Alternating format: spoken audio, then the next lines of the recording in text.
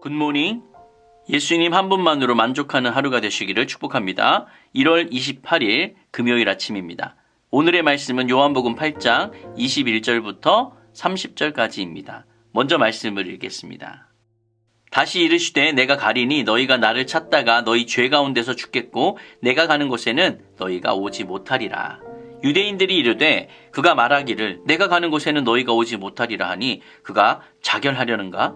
예수께서 이르시되 너희는 아래에서 났고 나는 위에서 났으며 너희는 이 세상에 속하였고 나는 이 세상에 속하지 아니하였느니라. 그러므로 내가 너희에게 말하기를 너희가 너희 죄 가운데서 죽으리라 하였노라. 너희가 만일 내가 그인 줄 믿지 아니하면 너희 죄 가운데서 죽으리라.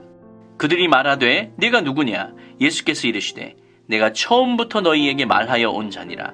내가 너희에게 대하여 말하고 판단할 것이 많으나 나를 보내신 이가 참되심에 내가 그에게 들은 그것을 세상에 말하노라 하시되 그들은 아버지를 가리켜 말씀하신 줄을 깨닫지 못하더라. 이에 예수께서 이르시되 너희가 인자를 든 후에 내가 그인 줄을 알고 또 내가 스스로 아무것도 하지 아니하고 오직 아버지께서 가르치신 대로 이런 것을 말하는 줄도 알리라. 나를 보내신 이가 나와 함께 하시도다. 나는 항상 그가 기뻐하시는 일을 행함으로 나를 혼자 두지 아니하셨느니라. 이 말씀을 하심에 많은 사람이 믿더라. 아멘. 무지와 완고함은 스스로 구원받을 기회를 막습니다. 유대인들은 의로움을 자처하고 구원을 확신했으나 실상은 죄 가운데 죽을 운명이었습니다. 자신들의 영적 상태를 알지 못하는 무지 속에 헛된 기대와 욕심으로 가득했습니다. 죄를 벗고 구원에 이를 길은 어디에 있을까요? 예수님께서 먼저 자신의 십자가에서의 죽으심에 대해서 말씀하시고 유대인들이 이에 대해서 반응을 보입니다. 21절입니다. 다시 이르시되 내가 가리니 너희가 나를 찾다가 너희 죄 가운데서 죽겠고 내가 가는 곳에는 너희가 오지 못하리라. 상징적인 표현들이다 보니까 유대인들이 질문을 할 수밖에 없습니다. 예수님의 말씀에 대해 유대인들은 예수님이 가시는 곳에 너희, 즉 유대인들이 갈 수 없다라는 이 말씀이 마치 예수님이 자살하려는 것처럼 그렇게 느껴졌습니다. 그래서 설마 자살하려는 건 아닌가라는 의문을 가집니다. 7장 35절에서도 이와 같은 말을 하긴 했는데 그때는 헬라인이 사는 곳으로 떠나는 정도로 생각을 했다면 이번에는 죽음과 연관된 것으로 추측을 합니다. 예수님은 유대인들에게 자신이 한 말의 의미를 설명을 해주십니다.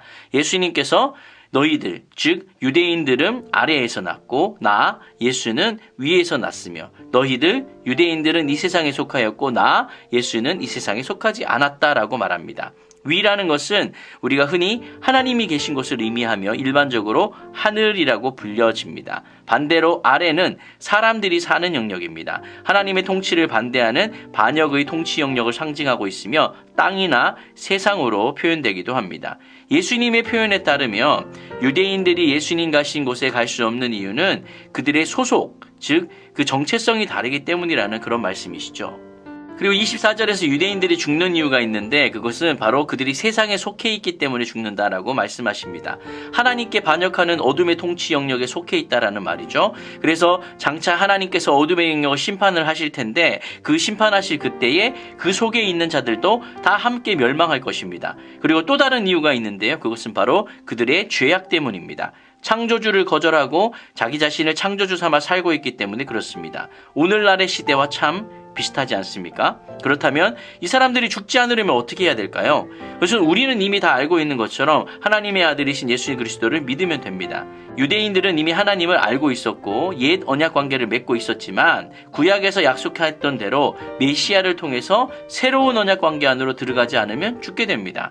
어둠에서 빛으로 옮겨지지 않으면 어둠의 영역이 멸망할 때 함께 멸망하게 되는 것이죠. 그렇기 때문에 예수 그리스도 메시아가 필요합니다. 빛의 하나님 나라로 가는 유일한 길일 뿐 아니라 죄의 문제를 해결하고 새로운 언약 관계를 얻게 하는 유일하신 구원자이시기 때문에 그렇습니다. 예수님은 이 십자가 사역을 위해서 우리에게 오셨습니다. 예수님의 정체성을 한번 살펴보겠습니다. 예수님의 이러한 설명에 대해서 유대인들이 묻습니다. 너는 도대체 누구냐? 이에 예수님께서 내가 누군지 처음부터 말했다라고 말씀을 하시는데 참 이상한 대답입니다. 유대인들은 예수님이 진짜 메시아인가라는 그 답변을 듣고 싶었는데 예수님은 그에 대해서 명쾌하게 대답하지 않으시는 거예요. 기면기고 아니면 아니다라고 해야 되는데 그 대답이 참 오묘합니다. 정체성을 묻는 질문에 자신은 메시아가 아니다라고 단호히 말했던 예전에 침례 요한의 대답과 굉장히 다르죠. 그리고 메시아에 대한 사마리아 여자의 질문에 대해서 내가 그 메시아다라고 말씀을 하셨던 그때와도 또 다릅니다. 그들 입장에서는 엄청나게 답답하겠지만 어쩌면 예수님께서 지금 더 답답하신 상황일 수도 있어요. 왜냐하면 지금까지 계속해서 자신의 가르침이 하나님께로부터 난 것이다라고 수없이 말을 했기 때문에 그래요. 또한 예수님께서 행했던 수많은 기적들은 예수님이 하나님께서 보내신 자라는 것을 분명히 밝혀주는 그런 표적이었습니다. 이쯤 되면 예수님은 하나님께서 보내신 자구나, 그분이 메시아시네, 그분이 하나님의 아들이구나 라고 알아야 하는데 모르고 있으니 답답할 노릇입니다. 그리고 지금은 아무리 예수님께서 내가 메시아다라고 밝힌다 한들 그들은 받아들일 준비가 되어 있지 않았습니다. 종교 지도자들은 오로지 예수님을 죽일 생각밖에 없어요. 실제로 예수님이 메시아라면 자신들은 기득권을 내려놓아야 하기 때문에 예수님을 죽여야 합니다. 또한 예수님이 메시아가 아니라고 하더라도 그는 지금 사람을 선동하는 자들이기 때문에 죽여야만 했습니다. 그들은 이미 답을 정해놓고 있었고 예수님께 질문을 한 겁니다. 무리들도 마찬가지예요. 예수님을 자기들이 생각하는 종류의 메시아라고 생각을 하고 있는데 만약에 그런 개념의 메시아가 아니라면 그 메시아를 받아들이지 않을 겁니다. 그래서 예수님이 명쾌하게 지금 밝히고 있지 않으신 거예요. 예수님은 자신의 정체성을 나는 나다라는 말로 밝혔고 그의 일과 가르침이 하나님께서 맡기신 것을 수행한 것임을 너희가 알게 될 것이다 라고 말씀을 하십니다.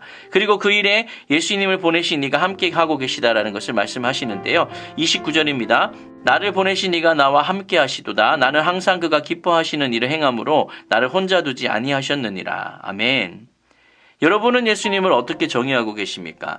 우리의 무지한 눈과 귀를 열어주셔서 하나님의 아들 예수 그리스도 메시아이신 그분을 바로 알고 바로 믿기를 원합니다. 세상이 주는 잘못된 인식과 사고를 벗어버리고 성경이 말씀하고 계시는 예수님을 만나야만 합니다. 말씀을 정리하겠습니다. 주님은 힘든 현실 속에서도 항상 영원하신 하나님과 교제하고 또 동행하시면서 살아가셨습니다. 땅에 계셨으나 하늘에 속한 삶을 사셨습니다. 그리스도인은 역사적 현실에 뿌리를 내리되 하늘에 속한 자의식으로 살아가야 합니다. 영혼으로부터 오는 비밀스러운 교제가 우리의 팍팍한 현실을 견디고 승리하게 해줍니다. 예수님이 누구시며 어떤 분이신지를 아는 것은 굉장히 중요합니다. 그분의 정체성이 곧 나의 정체성이 되기 때문에 그렇습니다. 죄를 벗고 구원에 이르는 것은 바로 예수님을 온전히 알고 믿는 것입니다. 그분이야말로 우리를 죄에서 구원하여 어둠이 아닌 빛의 하나님 나라로 이끄실 분이기 때문에 그렇습니다. 여러분이 좋으신 예수님을 바로 알아야 합니다. 바로 만나야 합니다. 예수님과 깊은 교제를 나누시는 이 하루가 되시기를 간절히 축원드립니다. 아멘.